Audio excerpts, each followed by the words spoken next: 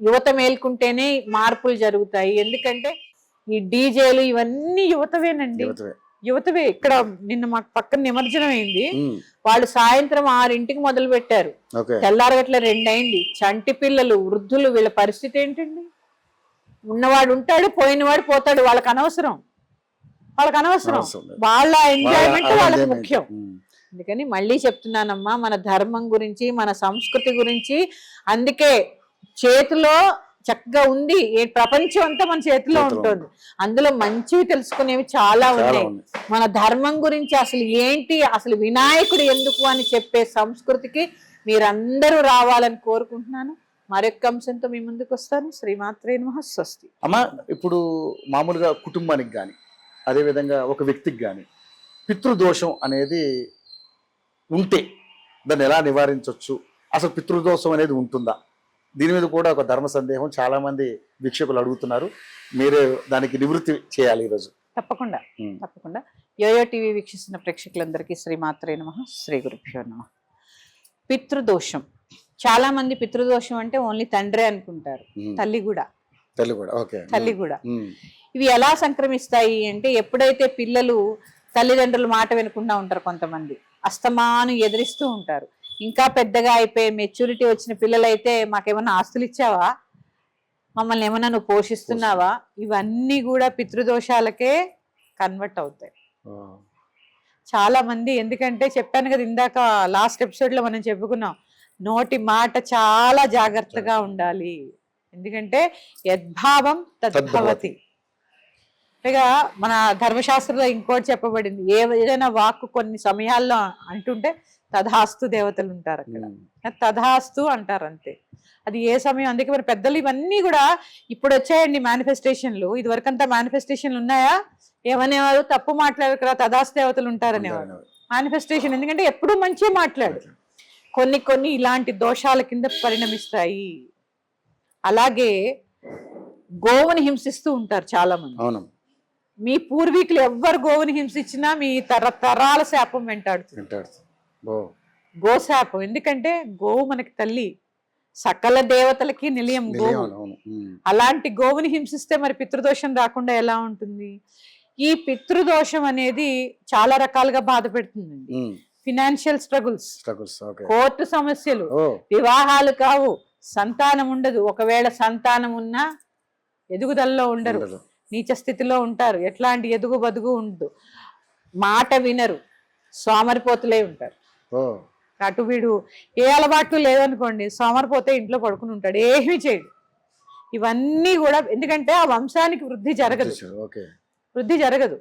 అందుకని ఇవన్నీ కూడా పితృదోషం యొక్క, ఆ పితృదోషం అనుభవించే వారి యొక్క లక్షణాలు. అలా ఏం భయపడవలసిన పని లేదు. ఎందుకంటే ఇప్పుడు ఇది వరకంటే ఎక్కడో ఒకళ్ళు ఉండేవారు, నివారణోపాయాలు చెప్పేవాళ్ళు. ఇప్పుడు చాలా మంది ఉన్నారు. దీంట్లోనే మోక్షనారాయణ బలి అని త్రివేణి సంగమంలో, గోకర్ణలో చేస్తూ ఉంటారు. ఎవరికి వాళ్ళు వెళ్ళి చేయించుకోవచ్చు ఈ పితృదోష నివారణకి. అలా కాకుండా ఇప్పుడు మహాలయ పక్షాలు అంటే భాద్రపద కృష్ణపక్ష పాడ్యమి నుంచి అమావాస్య దాకా ఉండేదంతా కూడా పితృదేవతల యొక్క కాలమే.